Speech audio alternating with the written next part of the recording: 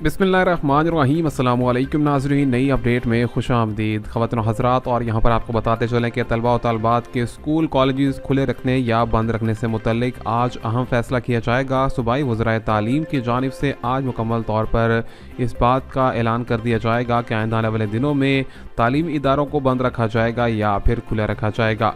आपको बताते चलें कि कोरोना वायरस के बढ़ते हुए केसेस की तादाद में और ख़ास तौर पर पाकिस्तान में आने वाली शदीद सर्दी की लहर को देखते हुए स्कूलों को बंद रखने या खुला रखने पर मुकम्मल तौर पर फैसले का ऐलान आज हतमी तौर पर कर दिया जाएगा। इसी के साथ साथ आपको बताते चलें कि यहाँ पर मरी को भी मुकम्मल तौर पर अब सयाहों के लिए खोल दिया गया है। एक दिन में 8000 गाड़ियों के अंदर दाखिल होने की इजाज़त दे दी गई है।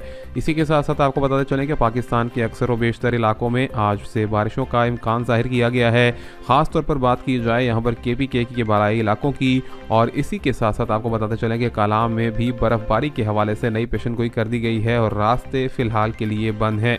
अगर बात की जाए कराची शहर की, तो वहाँ पर कोरोना वायरस के बढ़ते हुए केसेस को देखते हुए आइंदा आने वाले दिनों में स्मार्ट लॉकडाउन लगाने का इम्कान जाहिर कर दिया गया है। मज़ीद अपडेट से जुड़े रहिए, चैनल को सब्सक्राइब, लाइक और शेयर करना मत भूलिए। अल्लाह हाफ़िज़।